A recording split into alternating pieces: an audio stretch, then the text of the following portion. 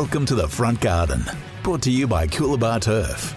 Visit Victoria's premium instant turf supplier at coolturf.com.au. Welcome to the Front Garden podcast, brought to you by Landscaping Victoria and proudly supported by Coolabah Turf. I'm your host, Adam Hompas. This show is for anyone who lives and breathes landscaping, whether you're on the tools, running the business, or just starting out. We're here to talk landscaping career journey, industry trends, and everything in between.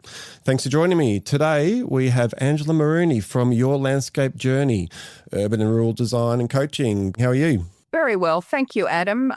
Really appreciate the invitation to be on the Front Garden podcast. It's just great. I love listening to it and all the different people that are in the industry. It's really nice to hear what everybody else is doing. Absolutely. Yeah. It helps. It helps us all to continue doing what we're doing.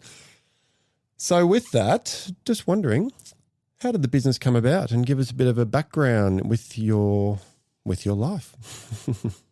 Yes. Well, it's a long time ago, so we'll try and remember. I've been in the industry for over 30 years. I think I deserve a medal for that. Definitely. Anybody who's sort of made it that far as well, I say hear to us. It can be a very, very difficult industry. I love it. I'm very passionate about it, but it can be quite hard, as we all know, as business owners. So I started on the soft side of things, which is horticulture, and then moved into design, then moved into landscape architecture. And also I've been a contractor for over 25 years, structural landscape for over 25 years. And then I thought, well, maybe I need a bit more academia. So then I went and did my consulting arborist. So I'm a consulting arborist. Look at you go. Well, you know what it is? It was wanting to be sort of the one-stop shop. You hear this, don't you? And if somebody could come to me as a business owner, not everything, but nearly everything, I thought, well, that's pretty good. And I do love education. That's my passion. So I thought, let's do this. I think I went to school for about 12 years. Right. That was Ryde TAFE, Richmond TAFE, university, etc. And it was not just learning, but one of the best things was networking. The people I met were just wonderful.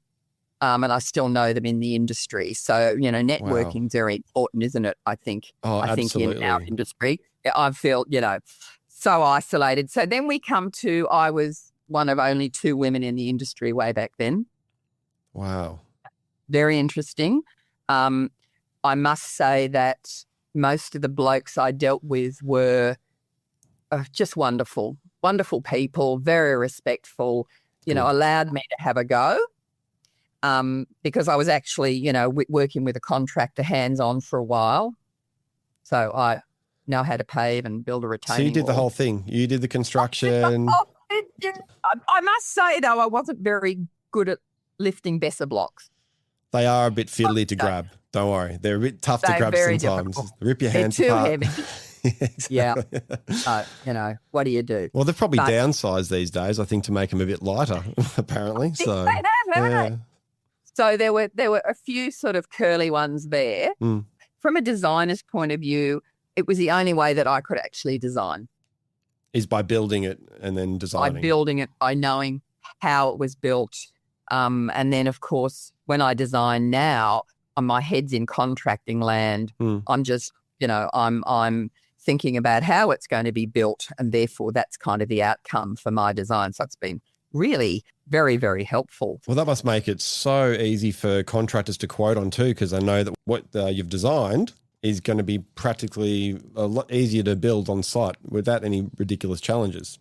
Yeah, you're right. And that's very nice because being all these kind of roles, having all these hats in the sector, there are some sort of divisions. And if we can sort of open those gates to everybody and be able to communicate better, I think that is a really good thing. So now I'm an educator.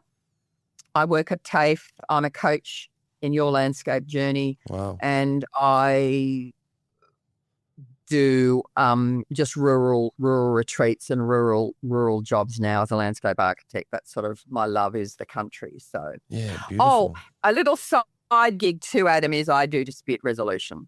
Oh, wow.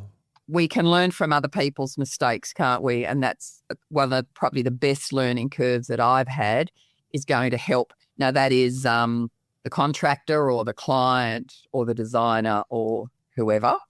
And it's actually a really nice job, even though I call it a side gig. It's just a really nice job to be able to help people, whoever that might be, because when they ring me, there is panic in their voice. Yeah, so you really are the one-stop shop from landscape design through to dispute resolution on site. I'll tell you what, I'll have to get some notes off you later. That's awesome. Okay, I do free webinars. That's okay. I do all sorts of things. So I actually did some judging for the elder guy, so that was good. It's just lovely. I think one of the reasons that I like being an educator now and doing this sort of newish your landscape journey thing is we are very isolated as businesses. And I just really want to sort of help now in my, I'm not going to say retirement because I'm never going to retire, but, in my all those years of experience, I just sort of think, wouldn't it be nice if we all could be a little bit more together as an industry? And we talk about the sectors.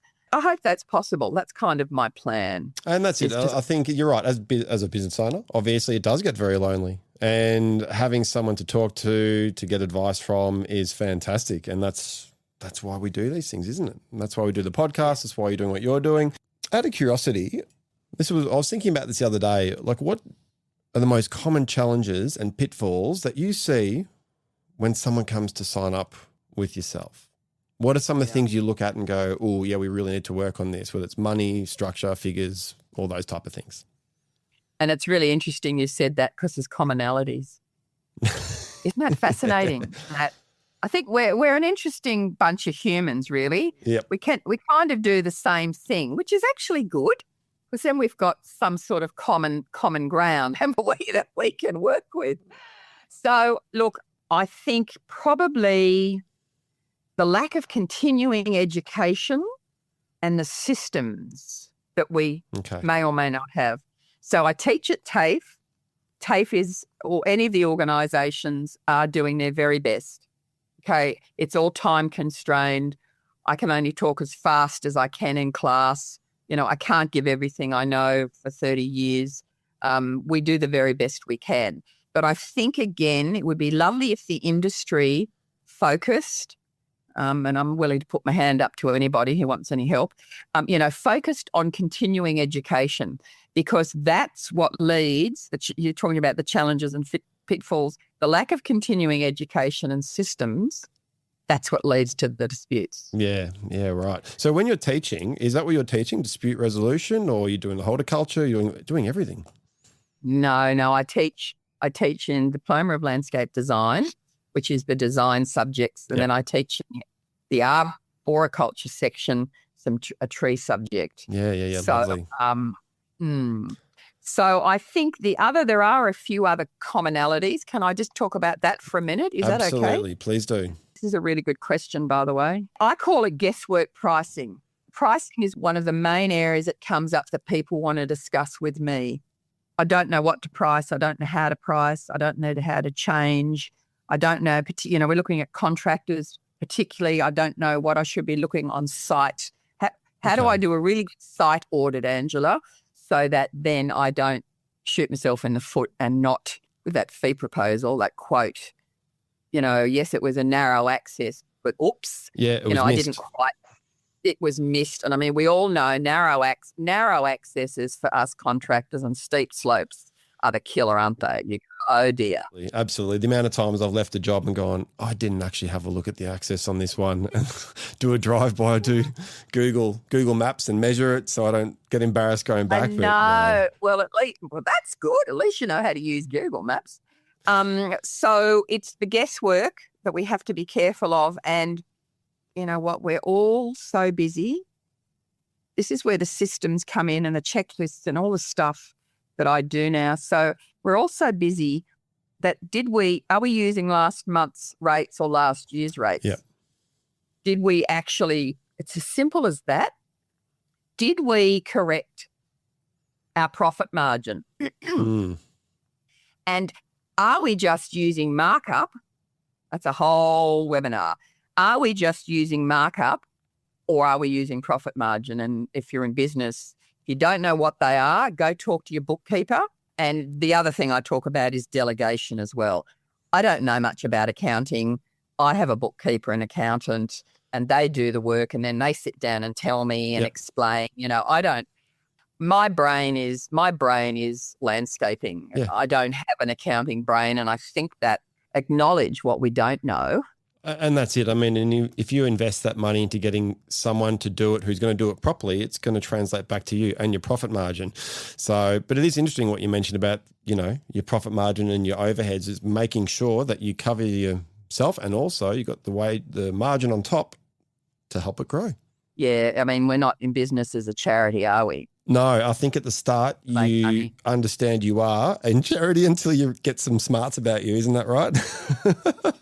And go, hang on, I was working for $2 an hour, Angela, help. Oh, no, that's terrible, isn't it? It is terrible, yes. And you know what? We've all done it. We have, and that's how we learn, isn't it? We've all done it. There's nobody, and if you're being really honest with yourself, and when I talk to people, I have a no secrets policy. Yeah. Okay. And some of the stories I tell are just, curl your hair. That's why I've got curly hair. Nobody can see me, but I got curly hair because of all the, the things that have gone wrong. Yeah. And I mean, that's a good way to learn too, isn't it? I think it's one of the only ways to really learn. I'm not going to do that again. Or who do I go to? Who's in my network that I can go and check with? Exactly. That's the key, I think, isn't it? And that's huge as well. That's massive. Like you can be told something, be careful in this, be careful of that. But until it hits you in your pocket, the bottom line, you're going to feel that. As I said, I used to work and think, oh, $2 an hour, $1 an hour, I'm paying to work. Yes, it's very interesting. The other one also from learning about in the disputes is the permits and approvals. Now, I talk to lots of contractors about, this is everybody, designers, contractors, but I talk to the contractors and say, what did you learn at TAFE about, your councils, your legislation? And they sort of look at me and go, oh, I don't remember. What council? Okay, that's right. That's okay. Yeah. So what we call it, the words we use is due diligence or desktop study. That really is something that is missing, and it's, in New South Wales, it's so how high is the wall and how far from the boundary? It's called SEP, State Environmental Planning Policy. You've got something different in Victoria, but I can talk to that quickly.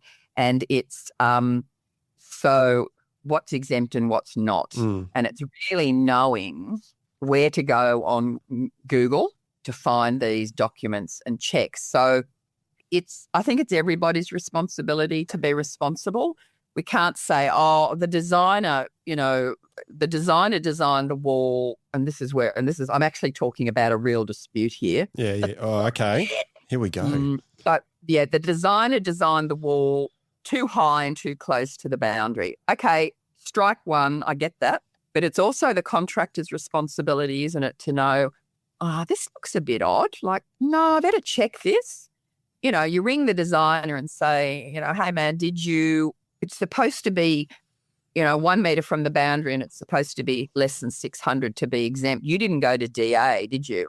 No. So it's, again, that sort of communication, to be able to have that communication before we rush in and, do a site visit and do the quote, etc. Definitely. And that's the thing. So many things need permits these days that if you do have a look, whether there's an overlay or this or that or planning, anything, like obviously you can look on, we've got the VBA or the BPC now, and that stipulates what there is, but it also says check with your local council, and that's a huge thing. And that's how I learnt as well at the start by, doing certain things and realising we needed to adjust it for that reason.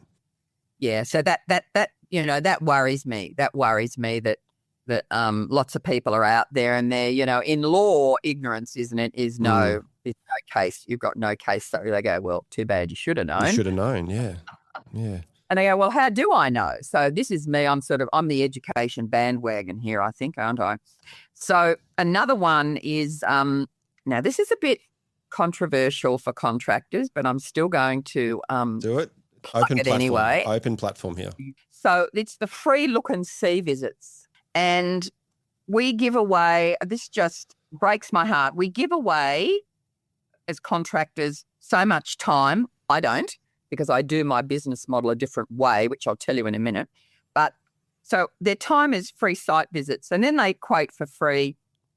And then, you know, the old saying, sharpening your pencil. We all know what that is, isn't it? Sharpening your pencil as a contractor.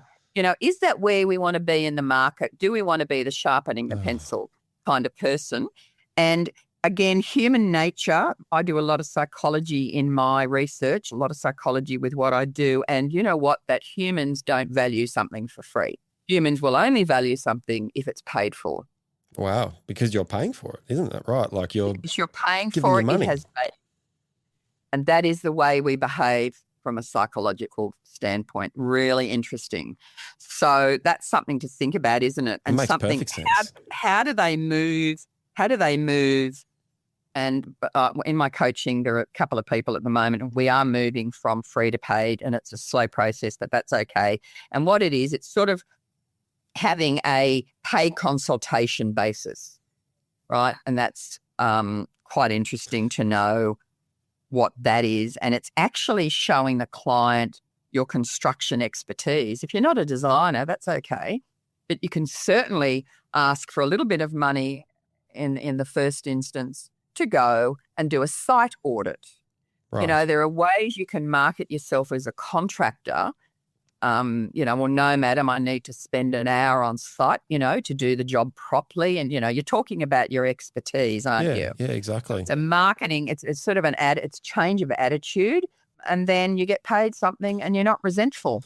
That's perfect. That makes sense, because if you just show up and say, this is how much it's going to cost me to do the quote, but if you change the wording to obviously stipulate what it is, which is a site audit, you are putting your complete expertise into this property, then that will help the client understand. Is that right? Absolutely. And the other thing that contractors can do, we designers are expected to do it, and I think contractors should be expected to do it too. And that's also why you get paid, is this due diligence. So if they learn to do due diligence, it's not very hard. It's going onto Google and doing your little checklist, and they actually take that to the site in a folder. The client is paying them something. And they're not just there to wave their arms around and say, yes, you know, we could do a timber retaining wall because that's the only thing I know how to build. So it's actually, isn't it? It's a different attitude and showing your expertise. And I think that would be amazing, because that would really raise the industry up. Oh, definitely. It's just getting everyone to jump on board. Yeah, it is. Well, it's what it is. It's a change of attitude. That's all it is.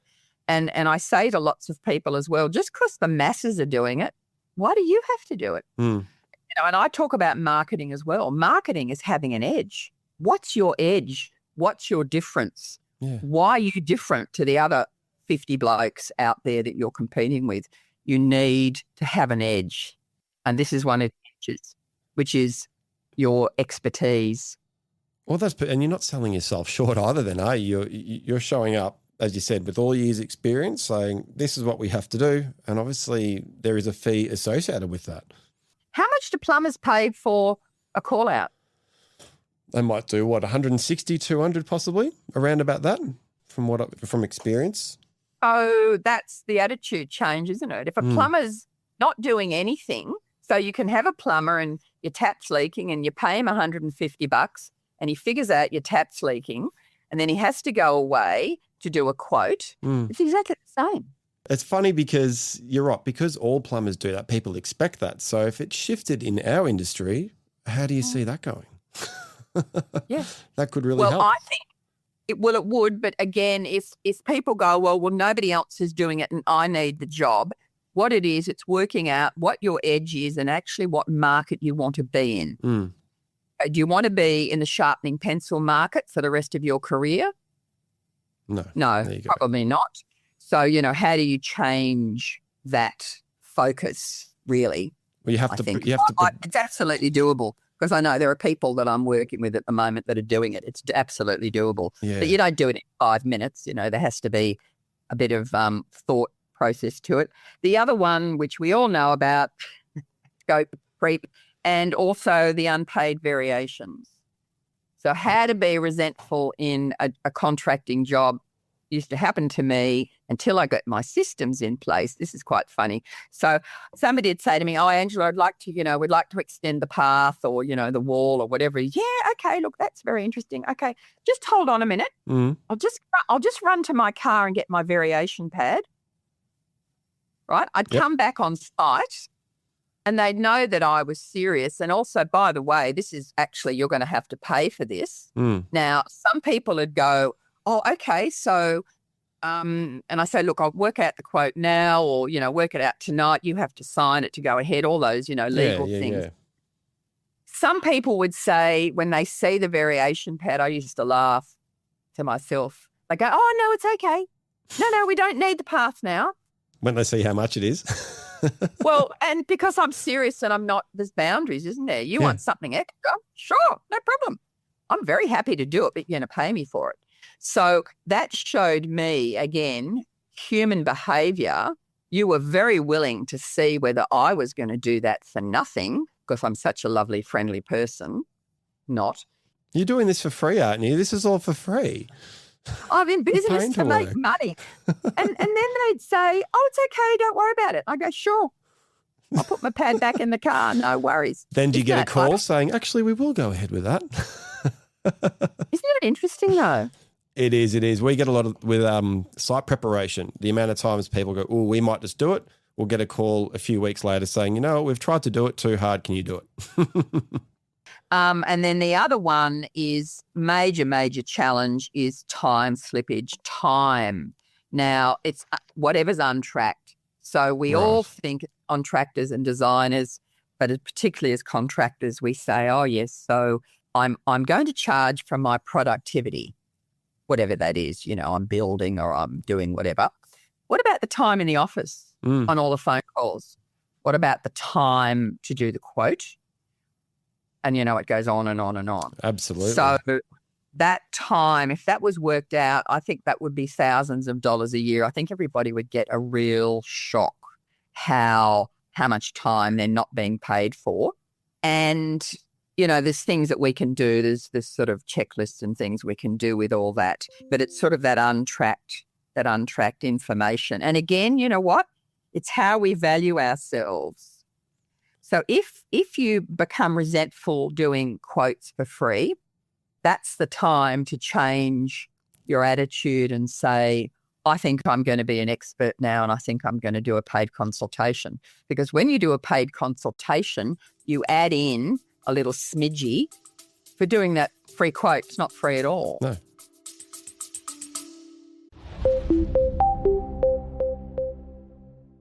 Coolabah Turf is an award-winning grower of premium, drought-tolerant, self-repairing instant turf for Victorian residential, council and commercial landscape customers. Create the perfect backyard with your next project. The kind where barefoot kids chase balls and dreams, where family pets run wild and free, and where summer barbecues with friends and neighbours turn into memories that last a lifetime. Get in touch with the friendly crew at Coolabah Turf today. Call 1800 055 515 or visit coolturf.com.au.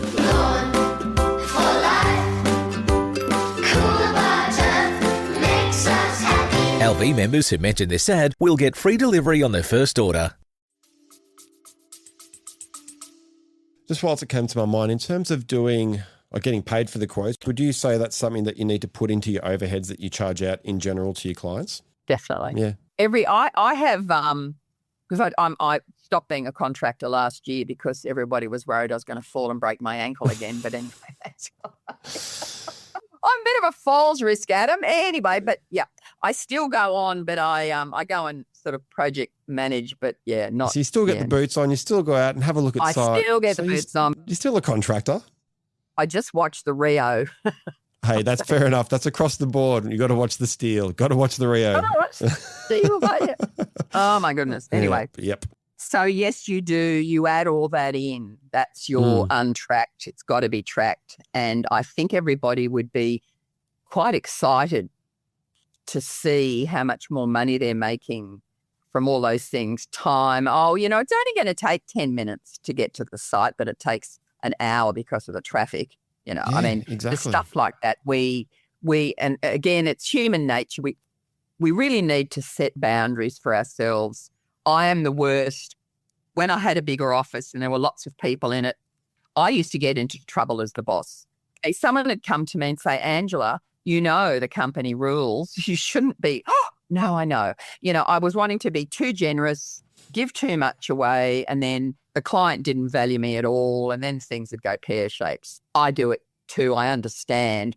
But if we have those boundaries and those rules set, then we're more likely to stick to them, aren't we? Oh, definitely. It's interesting what you mentioned about time. We all became landscapers because we like working outdoors. We like getting dirty and doing the last thing I want to look at is an Excel spreadsheet, but we do. And speaking from experience, as soon as you can see those figures physically there you can go, wow, okay, something needs adjusting. So is that something that you see a lot with your clients, is that they sort of have ignorance is bliss type of scenario? Yeah, it is. And I get it, because what you've just said is so true. And you know what it is? It's knowing what you're good at and acknowledging what you're not good at. Now, I'm okay at maths, but I'm terrible at accounting and bookkeeping. I mean, what a disaster if anybody let me in to that space. I'd be bankrupt. Right, I'd be that bankrupt. world. I don't think I'd be in business anymore. So it's acknowledging, isn't it, that you're good at managing, or you're good on the tools, or you're good whatever you want to do, and you love driving the truck and all that sort of stuff. That's good. However, it isn't, just to have a bookkeeper once a month having a look through things isn't that expensive when you really think about it. Absolutely. And the amount of money that you may save just from that bookkeeping invoice could be thousands. But then you're going to make it up too, because you've got the time to do other things. And as you said, even if you get your bookkeeper to track your jobs for you, then they come and say, yep, this is where you're sitting. But in the time that you would have been doing that, you're missing out on quoting or checking this or doing that. So it goes back to what you said before about the delegation, doesn't it? It does. And I think, to be in business for as long as I have, you have to like your job. It's an important part, isn't it?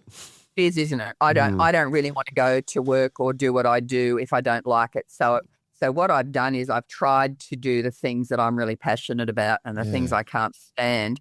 Now, as a landscape architect, I don't use any CAD. Oh, wow. I haven't heard that before. That's so good. That's so cool, isn't it? So the students, eyebrows are going up. I was telling them yesterday, what, you don't use Vectorworks? I went, no, I couldn't stand sitting in an office for 8 hours doing CAD. Wow, that's awesome. So I have my girls. I have girls who are fabulous at it, much more proficient than me, know what they're doing, and they do the CAD. I do so I'm the manager, I'm the space. I like talking to people. I love designing. So I design, I do all the creativity because that's what I love. That's what you love doing. That's what you're good at. And then they're the drafts people and they love that too. And the technology these days is phenomenal. If you know your strengths and weaknesses and know that you can delegate that to someone who is so good at it, so your dream, your vision on the paper is then suddenly translated to someone who's going to spit it out in their Vectorworks. And you've got the big drafting table on the back with the big rulers and things like that. Still got the pencils. Awesome. Okay, I know we're on Zoom, but I've just got my whole tub of pencils here. I can see That's it. kind of what that gives me the thrill. Got the Sharpies there and the erasers. The lead pencils and the... Well, you'll need to put the lead pencils into the overheads though, don't you? You do. And also the colouring in pencils. Sorry, I'm a bit of a colouring in freak as well. No, so fantastic. You got to put your do in as well. When you're an artist, that's what you do. Fantastic. It is. There was something I saw on your website, the 3-minute pricing checkup. Do you mind explaining a bit more about that and what that may include? Yeah, look, it's a bit of a new thing. So we're just seeing how it's going. It's going quite well. So what it is, it's a 3-minute pricing strategy. It's a quiz. It's like it gives you a score at the end. So there's a lot of really interesting questions about selling. And at the moment, it's about selling designs, but contractors could still do it. But it's more about designs. And I'm going to do another one for contractors because people have been, filling my head with this would be great, like contractors saying, oh, this would be a good question. So you get the score. And then you're in a sort of a category of hidden talent. There's a few categories. And then you know what you need. So the score is a percentage. It's not an exam. It's just, interesting. Am I hidden talent? Am I confident? How confident? It's a confidence score of selling. And then some hints to follow as to how to fix that. Wow. Yeah, that's so great. It's a little bit of education again, just from this. And it's a bit of fun to fill it in. And then, so how can I, in each of the categories, it's, well, what do I do to, sort that out? What can I learn to do something about that? And that's a really good starting point for someone, isn't it? They're going to jump on, it's on their laptop or on their phone, have a look, and then they can, and you get a good idea of what they're after and where they're at too, don't you? And I was thinking about this as well the other day is, how do you deal with different types of personalities? So do you have sort of a quantifying, qualifying checklist that you think you'll be a suit with us? Or maybe you need to do some more preliminary work to not waste your own time and their time too? Yeah, that's a really interesting one, isn't it? And the fit, I mean, you've used a really good word, and that's the fit. Are they going to fit with me? Am I going to fit with them? And it's my personality as well. It's their personality, but it's my personality too. It works both ways, yeah. Absolutely does work both ways. So what I do is, because I do my paid consultation, the first thing I do is a phone call, just a quick 20-minute phone call, and I'm listening. I actually don't, I'm speaking to you at length, but when I'm on my 20-minute phone call, I don't say very much at all. I'm actually listening to them, and I'm asking very scripted, pertinent questions. Yes. For me to know, what's their site like? What are they looking for? Sometimes I ask about budget. Sometimes I don't. I just try and get a feel from the person. Then I go, no, that's sounding very interesting. And then I send them the information on the paid consultation. And then when I go out, I take a questionnaire. Okay. And the questionnaire is not kind of the usual. It is a client brief questionnaire that we use as designers, but it's got a few extra kind of sections there. And the two extra sections for me is because I have a mental health clinical background, so I'm into behaviour. That's where my behavioural interest comes from. And my questions are all about how do you want to feel in this space. Interesting. So that's generally not what people ask. When would you think you're not the right fit for us? What would make you decline someone? If they didn't want to listen to what I had to say as an expert.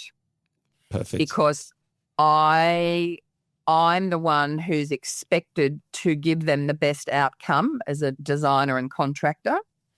And if they're not going to listen, it's actually listening to me. So I listen to them, as I said, I listen and I don't interrupt and I ask questions. But if they're not going to listen to me and think they know more about the industry than me, then not interested. And that's because it's only happened a couple of times because I'm a very fast learner. However, it was a possible dispute happening there. I just wish, I should have seen red flag. Oh my goodness me. We need someone that's really good in dispute resolution then, yeah? Yeah. Then that's why and I sorted myself out. Well, that's it. It's very important. It's very important to make sure that you're both going to fit, isn't it? Because it needs to work both ways. They're investing in you and you're also investing in them. And if people aren't going to reciprocate or listen or be willing to take the advice, then it'll be challenging all the way around, won't it? Yeah, too hard. What's next that you see with yourself in the business? Any plans over the next 3, 5, 10 years? Yes. Yes, there is. And it's got to do with, the changes over the years. We've had the GFC, haven't we? We've had COVID, all those things. And now we have AI. So just going back a little bit, because this is relevant to where I'm going, is that in my day, there were no websites. That's how long I've been around. No websites. We advertised in papers. And so this has been a very quick change. If you've been around a long time, everybody will know, yep, this is only the last 10, 12 years, 10 years. Huge changes in IT, website, social media.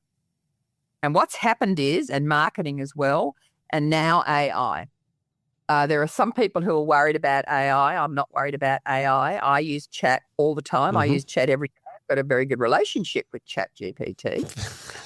Very good relationship. I actually told it the other day that he wasn't doing as I asked and could he try again. And he apologised. It was very nice. Was he sincere about it? Of course he wasn't. No, not too clinical and scripted, was it? It was a robot. But no, the words sounded amazing. So if you utilise the tool how you can, then it can help significantly, can't it? Yeah. Yeah, it does. So where am I going? I will be doing more with all the coaching and the mentoring and the education and definitely using AI. So you get out of AI what you put in. So you have to be an expert to know that what it's pulling out is absolute rubbish sometimes. Absolute rubbish. So, it can only give you the questions that you ask. So I use it for blogs and things for ideas like that. But in the future, I'd like to use it more in my business. I think that would be very interesting. But what it is, it's learning how to use it to your advantage. And I'm assuming that type of learning there is so much to learn about it, isn't there? It's how to prompt. It's called prompting. It's how to prompt it and what questions to ask. Because, the information that it has, again, I'm showing my age, the Encyclopedia Britannica. So that's an old-fashioned go research, go and look at your Encyclopedia Britannica. Now, the problem with AI is it hasn't been reviewed. There's no peer review. Ah, right. There's no, is this the correct information that I'm getting? I don't know. It's just picking it off the internet. It is just out there in the atmosphere, pulling out all sorts of stuff. And what's happening is people are putting stuff into AI, which then I might be getting, and it might be completely wrong. So, Wikipedia, people can change. For me, it's a bit like Wikipedia. You've got to be very careful. Yeah. But I think it's something that we shouldn't be worried about. So, I'd like to use it, as I said, in the coaching and mentoring and the education field for me. Yeah. So what with AI, like, for example, are you able to give an example where you think it can really help us? Like, obviously for writing emails, things like that. Is it even editing PDFs? Like, what do you think where it can really benefit us? Yeah, all of the above. All the above? So I have a go with everything, okay? I ask it to do a checklist for us, and then I have to edit because some of it's, ridiculous. Edit PDFs, definitely. Yep. Emails, yes. Yeah, anything really. Blogs, if you're in business, blogs, it can punch out blogs faster than I could ever. So what we used to do in my office was we would have maybe a 2-hour brainstorming session every week. Yep.